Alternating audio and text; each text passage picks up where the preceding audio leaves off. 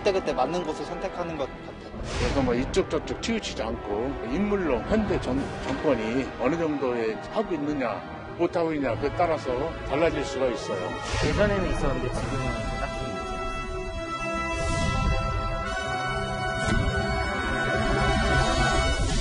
답답하죠. 한 정권이 폭주를 하고 있지 않습니까?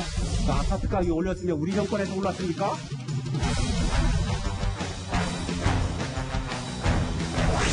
지금 통합당이 시대 정신을 잃어버렸거든요. 입만 열면 욕하고 흠담하고 인신공격하고 도를 넘었다고 보시는군요.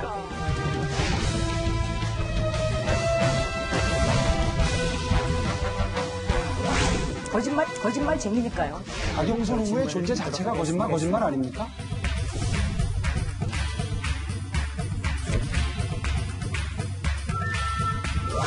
내곡동 땅은 민생하고 관련이 없습니다. 어떻게 연결이 혹시 생태탕 때문에 관계가 되나요? 생태탕. 그럴 수 있겠네요.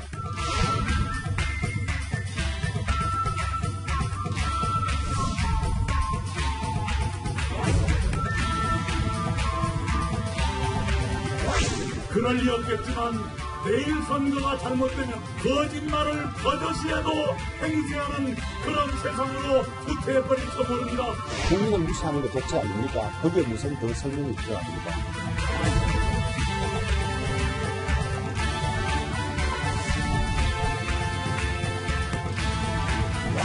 대선이 뭐 어려워지는 건 아니고요. 훨씬 더 순탄하게 갈 수 있는 걸 약간 장애물이 생긴다고 보면 되겠죠. 제가 보기에 윤석열 총장이 겨울의 순간을 잡은 것 같아요. 앞으로도 제가 어떤 위치에 있든지 자유민주주의와 국민을 보호하는 데 온 힘을 다하겠습니다.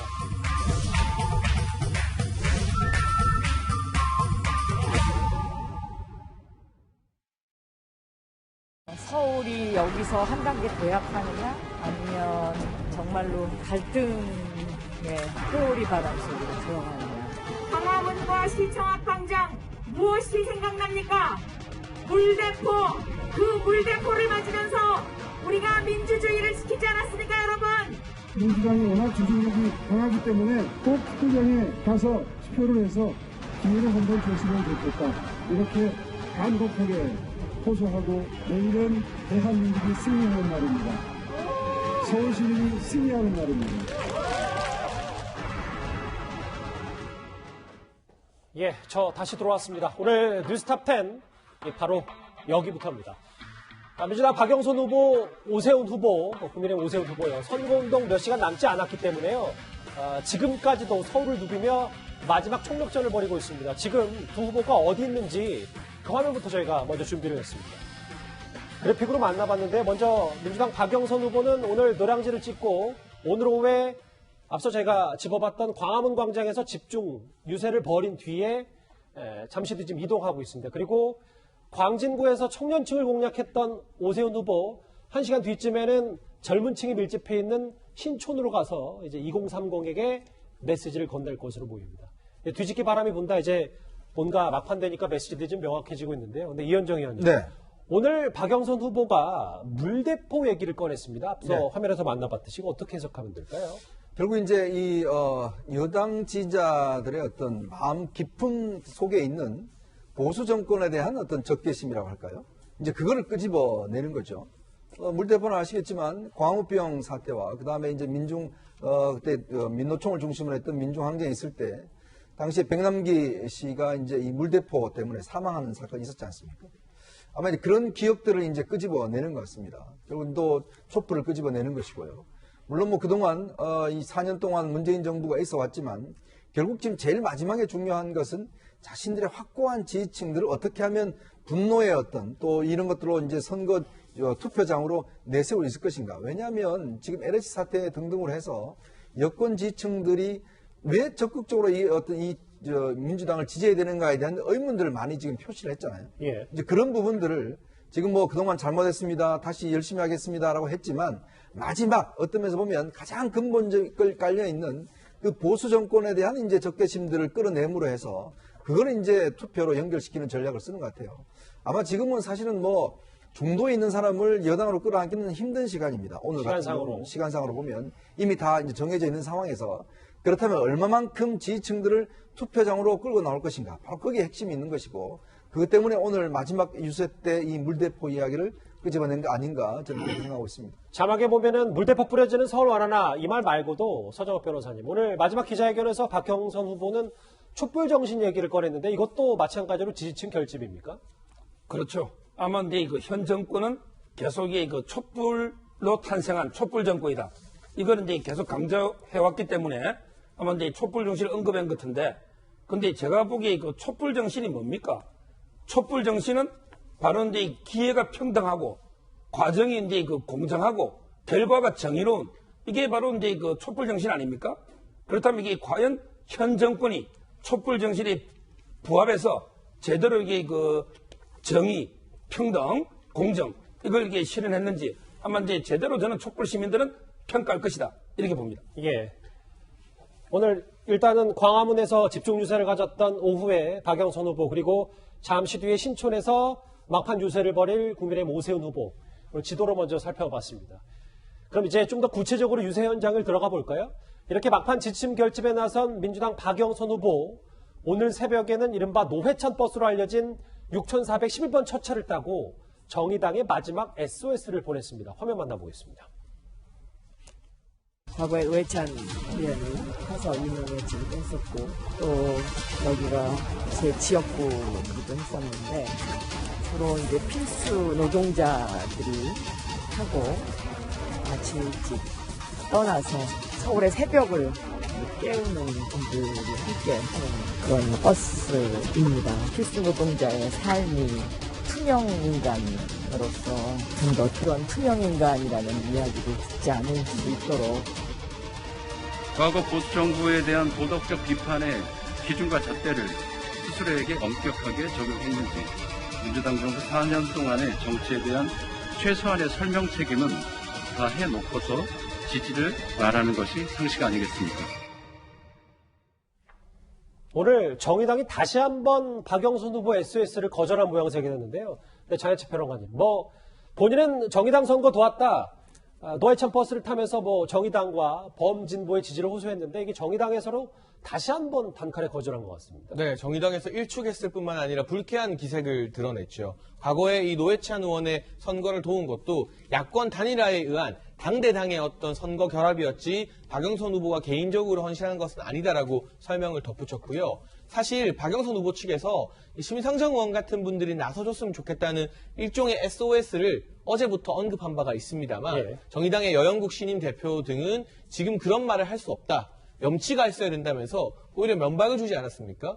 그럼에도 불구하고 새벽에 다시 이 노회찬으로 상징되는 6411번 버스를 탔다는 것. 그리고 노회찬이라는 정치인은 지금의 정의당에 있어서 상징적인 존재인 것인데 더군다나 또 고인이 되셨는데 정의당에서 분명히 거부 의사를 밝혔음에도 불구하고 그 노회찬의 상징을 이용하는 것이 아니냐. 그것도 정의당의 동의 없이 이렇게 노회찬이라는 이름을 쓰는 것은 도의를 넘어선 것이 아니냐는 비판이 정의당 내부에서 강하게 일어나고 있는 것 같고요. 박영선 후보가 이러는 것은 앞서도 설명이 나왔지만 단기간에 돌아선 중도층과 무당층의 마음을 사로잡기 힘든데 진보층을 결집시키는 건 가능하다는 판단을 내린 것 같습니다. 따라서 이번에 시장 후보를 내지 않은 정의당의 지지층, 조금 더 진보적인 분들까지도 민주당 후보인 자신에게 힘을 모아달라는 호소로 보이는데 이게 지금 정의당의 동의 없이 노회찬 의원의 상징을 차용함으로 인해서 오히려 역풍을 불러오지 않을까. 이를 괘씸하게 여긴 정의당 지도부나 정의당의 조직들도 분명히 서울에 있거든요. 예. 정의당 당원들 지지하시는 분들이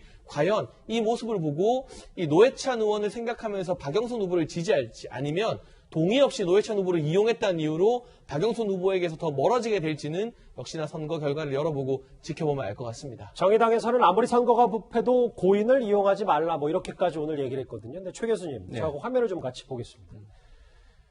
어제 저희 뉴스탑10에서 전해드렸다시피 박영선 후보가 심상정 의원에게 러브콜했는데 정의당 대표가 염치 없다 이렇게 단칼에 거절했고 근데 오늘 민주당의 정청래 의원은 우리가 어떻게든 잘해볼 테니 하고 본인 스스로가 이하 생략을 했다.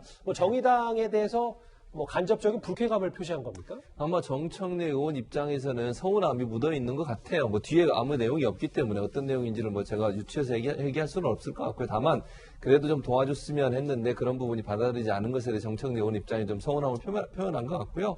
박영선 후보 입장에서는 지금 앞뒤 가릴 상황이 아니에요. 가능한 한 모든 가능한 자원들을 동원해야 되는 것이고 노회찬 후보 같은 경우, 노회찬 전 의원 같은 경우도 어쨌든 진보 진영에서 같이 일했던 분 중에 한 분이고 물론 정의당에서 당연히 이런 도움을 달라고 했을 때 그게 탐탁지 않을 수밖에 없어요. 그 지난번에 총선에서 위성정당 만들어가지고 어쨌든 정의당이 의석수가 줄어들게 만드는 요인으로 작용했던 건 분명한 사실이고요. 예. 거기에 대해서 정의당이 당연히 그 부분에서 기분 나쁘다고 얘기할 수밖에 없다고 저는 봐요. 그럼에도 불구하고 박영선 후보 입장에서는 어쨌든 6411이라는 버스가 갖고 있는 의미 또 거기에 주로 이용하시는 분들이 대부분 다 그 취약계층이나 아니면 사회적으로 어려운 상황에서 일하시는 분들이 새벽에 그 차를 타고 출근을 하시거든요. 예. 이제 거기에 탄다고 하는 것은 결국 그 차 안에 있는 분들에게 어쨌든 한 표를 더 호소해서 전통적인 지지층이었는데 그분들이 마음이 돌아섰다고 하면 다시 돌려놔야 되는 상황이기 때문에 그런 상황에서 아마 이런 뭐 비난이나 비판이 있음에도 불구하고 그 버스를 타는 게 아닌가 이렇게 생각이 됩니다. 예.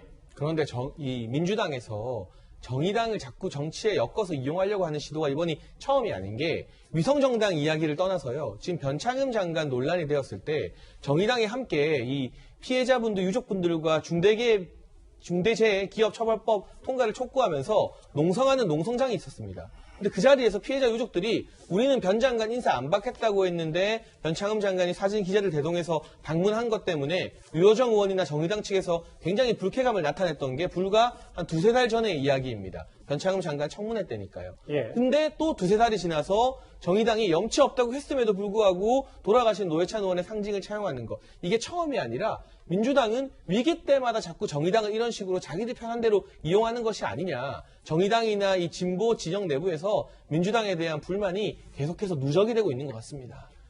한편 오세훈 후보의 종착지는 앞서 저희가 짧게 짚어봤던 것처럼 2030 세대였습니다. 오늘 마지막 날 첫 유세는 광진구에서 시작이 됐는데요. 저희가 화면을 준비했습니다. 요즘에 유세 현장에서 느껴지는 젊은 층 청년들의 지지와 성원이 시간이 흐를수록 더 강해지는 걸 느끼고요. 정말 그분들의 그런 지지와 성원이 저한테는 굉장히 두렵고 그리고 무겁게 느껴집니다. 더 잘해야 되겠다는 의무감도 생기고요. 앞서 제가 뉴스탑10 서두에서도 말씀드렸지만 공식 선거운동 마감까지 6시간 정도밖에 남지 않았기 때문에 다 집중 유세를 벌일 수밖에 없는데 이현정 의원. 네. 오늘 신촌에서 집중 유세는 뭐 나경원 전 의원이라든지 안철수 대표도 모두 오세훈 후보를 도와주는 겁니까? 그렇죠. 지금 뭐 일단 이 선거운동 마지막 날 전략이라는 게 예전에 아마 제가 이 취재할 때 보면 그때는 뭐 거의 12시 땡 할 때까지 사실은 뭐 후보가 정말 서울시 전 지역을 한 곳이라도 더 가기 위해서 어떤 선거운동을 하거든요. 오늘이 이제 그런 날인 것 같습니다. 특히 이제 국민의힘 같은 경우는 지금 안철수 대표 같은 경우는 국민의당이지만 이번 선거에 그 누구보다도 굉장히 적극적으로 많이 도왔어요. 본인이 직접 가서 뭐 유세도 하고 또 오세훈 후보가 TV 토론할 때는 본인이 대신 또 토론하기도 하고 또 이번에 부산 지역으로 내려가서도 부산 지역 선거운동 상당히 도왔습니다. 나경원 전 의원 같은 경우도 보면 이번이 결국 본인이 이번 경선에서 패하긴 했지만 결국 이번 선거 결과가 좋아야지만이 본인의 또 미래가 있는 것이거든요. 이번 선거 끝나면 아마 이제 국민의힘은 당대표 또 새로 선출하는 또 내부 전당대회도 열립니다. 예. 아마 그러면 보면 지금 이제 김종인 위원장이 이제 본인이 8일날 떠나시겠다고 했으니까 이 지도체제가 새롭게 이제 정비되고 또 국민의당과는 합당이라는 또 이제 과제가 또 있기 때문에 아무래도 이런 정치적인 명분과 지분을 확보하기 위해서 다른 지금 인사들도 굉장히 적극적으로 지금 선거에 임하고 있는 것이 아닌가 싶습니다. 오세훈 후보 입장에서는 지금 그 청년층의 구애를 하면서 그리고 또 하나 그 민주당의 네거티브 공세를 적극적으로 방어하고 있습니다. 국민의힘 지도부의 목소리 들어보겠습니다. 서울시장을 뽑아야지 되는데 민주당 때문에 생태탕만 생각나고 있습니다. 서울 시민들 정말 어리둥절하고 어이가 없어 합니다. 뭐 앞서 잠시 뒤에 뭐 생태탕 얘기, 뭐 논란도 저희가 짚어볼 테지만 서 변호사님 일단 크게 보면 정책 선거 대신 이 민주당의 생태탕 공세, 이 공방에 뭔가 이 가려진 측면이 없지 않다, 뭐 이렇게 보십니까? 그렇죠. 이제 전통적으로 여당은 이제 그 정책으로 승부하고요. 그리고 이제 그 야당이 보통 네거티브나 공격을 많이 했거든요. 근데 이번에는 오히려 이제 역으로 여당이 상당히 그 내곡동 의혹을 집중 공세를 펴는데 제가 보기에 이건 저는 전략상 이게 잘못됐다 봐요. 왜냐하면 이게 그 공세를 펴려면 내곡동 의혹이 뭐 처음에 그 내부 비밀 정보를 이용해서 땅 투기를 했다든지 아니면 이제 그 시장의 지위를 이용해서 수용이나 보상의 특혜를 줬다든지 이런 이제 의혹이 있을 때 집중 공세를 해야만 그래야만 이게 효과가 있잖아요. 예. 근데 그게 아니고 상속받은 땅에 대해서 청량 현장이 갔느냐 안 갔느냐 이걸 이게 공세를 펴가지고 그냥 이게 갔다고 하면 갔으면 이게 뭐가 문제가 됩니까? 그리고 이제 두 번째는 자꾸 이 거짓말 프레임으로 공격을 하는데 근데 그 기억이 안 난다는 거 아니에요? 16년 전에. 근데 기억이 나는지 안 나는지가 팩트로서 이게 밝혀줄 수 있는 사안이 아니죠. 예. 어떤 경우도 이게 거짓말로 드러날 수 없는 거예요.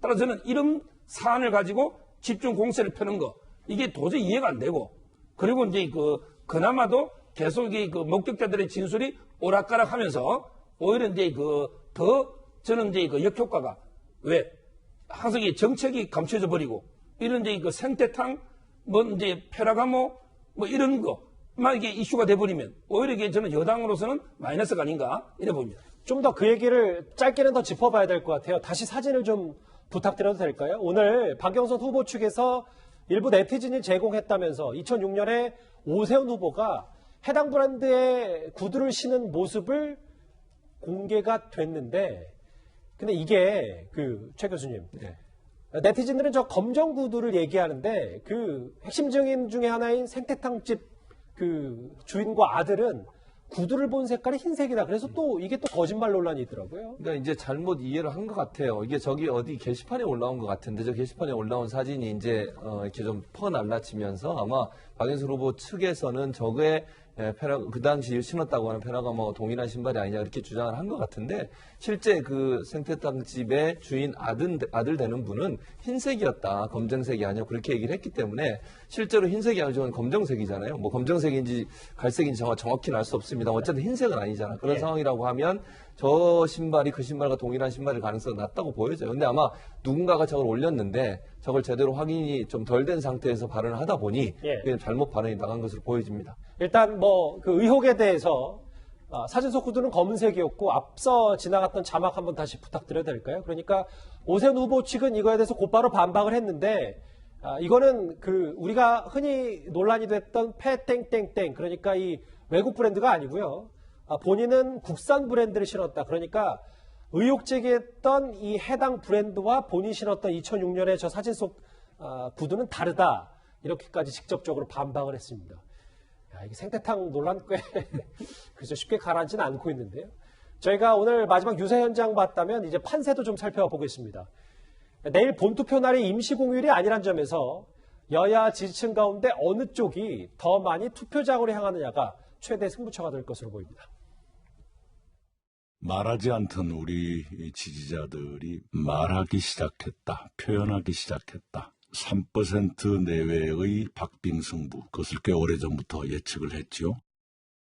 이낙연 민주당 대표께서 민주당의 희망사항을 말씀하신 것 같고요. 국민 전체가 거의 지금 봉기 수준이라고 저희들은 그렇게 보고 있습니다. 최소한 15% 이상 이길 거라고 봅니다.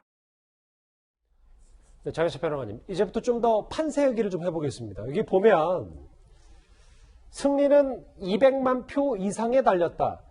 전체 서울시 유권자 수가 842만 명인데 대략적으로 전체 투표율이 투표율을 50%라고 잡았을 때 가정한다면 400만 표, 그러니까 200만 표를 얻는 자가 이길 수 있다라는 건데 근데 왜 야당에서는 왜 투표율 50%가 최대 승부처라고 하는 거예요? 사실 지난 총선에서 민주당이 서울 지역구에서 얻었던 모든 표가 304만 표 정도 됩니다. 그런데 이건 그야말로 민주당이 최고 선전할 때 정말 분위기가 좋을 때 지난 총선 민주당 180석 가까이 범여권이 얻으면서 압승을 거두지 않았습니까? 이 최대치 300만 표 부근에서 지금 중도층이나 무당층이 이탈하고 있고 20대, 30대 일부가 또 이탈하고 있기 때문에 민주당이 조직력을 총 결집시켰을 때 가져갈 수 있는 맥시멈, 최대치를 70%라고 계산을 하는 것 같습니다. 많은 전문가들이요. 그럼 300만에 70%가 되면 210만 표가 되는데 50%가 투표를 하면 총 유권자는 이제 420만 명이 됩니다. 그 중에서 민주당 210만 표를 빼게 되면 나머지 210만 플러스 알파가 국민의힘에 오는 표라는 게 오세훈 후보 측 계산인 것 같습니다. 따라서 본투표를 포함한 전체 투표율이 50%가 넘어야 된다. 그래야만 유리하다고 보는 것 같고요. 반면 민주당에서는 45%, 50% 미만일 때는 투표율이 상대적으로 조직력에서 강세가 있는 민주당의 조직표가 더 넓은, 더 많은 비중을 차지할 가능성이 높기 때문에 그러면 승산이 있다고 판단을 하는 것 같은데 이게 참 이례적인 현상입니다. 전통적으로 보수 성향의 정당들은 투표율이 높아지는 걸 항상 꺼려왔습니다. 20대, 30대나 중도층의 투표율이 높아지면 보수 정치권에는 불리하다는 오랜 정치권의 상식이 있었지만 이번 선거만큼은 오히려 국민의힘에서 보수 야권에서 투표 많이 하자. 또 20대, 30대 투표 많이 하자. 투표 동력 캠페인을 펼치고 있다는 게 선거의 지형이 완전히 바뀌었다는 걸 나타내는 강력한 방증인 것 같고요. 사전 투표율로만 보면 지난번 지방선거와 비슷하기 때문에 60%까지도 투표율을 기대할 수 있지만 이 투표일 4월 7일이 수요일이 공휴일이 아니기 때문에 그보다 조금 보수적으로 투표율을 계산하면 많은 전문가들이 50% 초반대에서 투표율이 결정나지 않을까 예상을 하고 있는 상황입니다. 이현정 의원님, 저희가 역대 사례를 한번 준비했는데 3년 전 지방선거 때와 작년 총선 때 이게 보니까 물론 각기 투표율은 다릅니다만 200만 표 안팎에서 뭐 300만 표까지 있지만 좀 나눠지고 있거든요. 그러면 결국은 이번에 투표율 50%를 넘고 200만 표가 핵심일 것이다. 이렇게 받아들여도 큰 무리는 없는 거예요. 그러니까 지금 보시면 2018년, 2020년 총선 같은 경우는 정확히 이제 지금 현재 여당과 야당의 표차가 52대 42가 딱 나오지 않습니까? 그러니까 중간에 있는 게 한 10% 정도 이제 차이가 나는데요. 이 10% 정도 차이가 결국 이제 정의당이라든지 중도층이라든지 이 이제 표로 계산할 수 있는데요. 요 전에 치러졌던 2017년 대선을 보시면 그때는 문재인 대통령이 42% 정도 얻었고요. 나머지 후보들, 즉 유승민, 당시에 이제 홍준표, 안철수 이 사람들이 합해서 거의 60% 가까이를 이제 얻었어요. 이제 그런 걸로 보면 지금 이제 야당 입장에서 보면 지난번에 대선 때의 야당이 함께 뭉쳤던 표, 이제 그 정도를 얻으면 충분히 승리할 수 있을 것이다라고 보는 것이고 또 거기에 보면 지금 제가 아까 말씀드린 10% 중에는 정의당 표도 있거든요. 그래서 왜 민주당이 지금 정의당에 그렇게 목을 매나 하면 바로 이 52대 42였던 그런 균형에서 이 정도 10%가 지금 빠져서 이게 만약에 야당으로 가버린다고 그러면 지금 사실 패배가 확실하지 않습니까? 그런데 이 중에서 최소한 자신들이 끌어올 수 있는 표, 지금 민주당은 지금 최대한 조직 동원을 해서 한 200만 표 가까이를 이제 플러스를 한다 하더라도 거기에 플러스 알파가 있어야 승리를 할 수가 있거든요. 그 승리할 수 있는 요건이 정의당 표와 중도층 표심인데 결국 그거를 이제 어떻게 누가 가져오느냐가 이제 핵심인 것 같아요. 그래서 이제 지금 나오는 이야기가 뭐 거의 3%포인트 차이에서 결정 날 것이다 등등 이야기가 아까 이제 이낙연 대표도 그런 이야기 했지 않습니까? 근데 지금 김종인 위원장은 5에서 6%포인트 정도 차이가 나서 일 것이다라고 이제 예전에 한번 전망한 적이 있어요. 이제 바로 그 중간층, 즉 중도층의 표심이 어디로 가느냐가 결정적 역할을 한다면 여당 입장에서 보면 최대 한도로 조직표를 많이 가동을 해서 지금 뭐 아마 민주당, 권리당은 한 100만 명 정도 될 겁니다. 그리고 지금 이 동원할 수 있는 표가 한 50만 표 정도 될 것 같아요.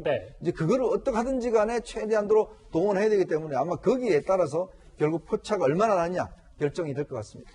근데 박영선 후보 관련해서 선관위에 조사가 착수한 게 있다면서 이게 문자가 무슨 내용이기 때문에 서 변호사님 이런 겁니까? 아마 이제 그 선거대책위원회의 그 조직총괄본부 명의로요.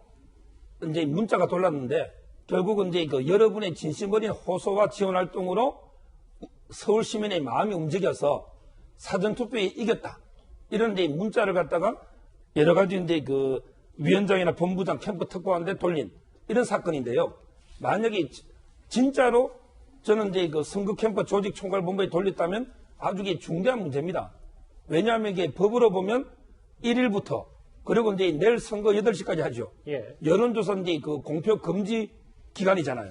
근데 사전투표에서 미리 이겼다? 이거는 상당히 그 여론조사를 공표하는 법 규정에 반할 수도 있고, 그리고 이제 공직선거법에 허위사실 공표했잖아요. 저게 허위사실일 수도 있잖아요.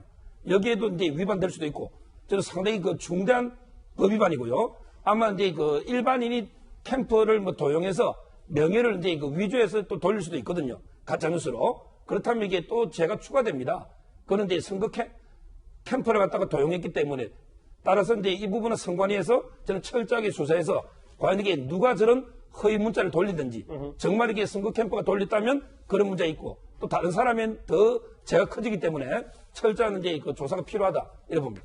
여기 지금 해당 문자 내용 그러니까 사전투표에서 이겼습니다. 이 논란의 문자 내용 때문에 그렇겠죠. 다음 장을 좀 볼까요?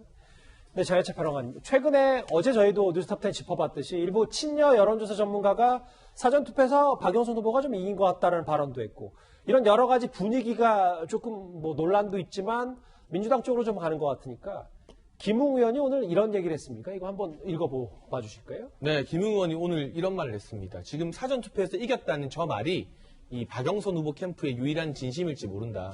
내일 투표 참여하지 않으면 박영선 시장을 봐야 할지도 모른다면서 여론조사 결과에만 취해 있으면 안 된다. 이른바 긴장해야 된다면서 보수 야권의 지지층 결집을 촉구하는 건데요. 지금 이 보수 야권 국민의힘을 보면 투트랙 전략으로 접근하고 있죠. 김종인 비대위원장이나 주호영 원내대표는 넉넉한 표차로 이길 것이다라고 말을 하고 있습니다. 이 메시지는 국민의힘을 지지하는 사람들에게 이번에 나가서 찍으면 이길 수 있다. 희망을 줌과 동시에 민주당 지지층을 좀 제풀에 꺾여서 투표장에 못 나오게 하려는 메시지인 것 같고요. 반대로 이제 김웅 의원이 내는 이러한 메시지는 혹시나 이 과정에서 일부 야권 지지자들이 내가 안 나가도 넉넉히 이기겠지라는 마음을 가지고 투표장에 나가지 않을까 봐 그런 부분 때문에 긴장해야 된다. 특히 오세훈 후보 같은 경우는 여론조사에서 앞섰다가 여러 번 역전을 당한 아픈 실패 경험들이 몇 번 있기 때문에 그 더더욱 더 긴장을 하고 고삐를 늦추면 안 된다는 메시지를 내고 있는 것 같은데 이 투트랙 전략을 펼칠 수 있을 만큼 사실은 국민의힘이 내부적으로는 조금 여유로운 상태다. 만약 이게 정말 긴박한 상황이면요. 김웅 의원뿐만이 아니라 김종인 비대위원장이나 주호영 원내대표도 지금도 당장 읍소 전략을 갈 겁니다. 하지만 지도부와 의원 개별의 메시지가 다르잖아요. 예. 이건 따로 노는 것이 아니라 어느 정도는 국민의힘이 우위를 자신하고 있는 가운데 마지막까지 이제 지지층 결집을 호소하는 것이라고 해석하는 게 정확할 것 같습니다. 알겠습니다. 오늘 두 후보의 막판 총력전 얘기 첫 번째 이슈였습니다. 다음 주제 이 뉴스로 바로 가보겠습니다.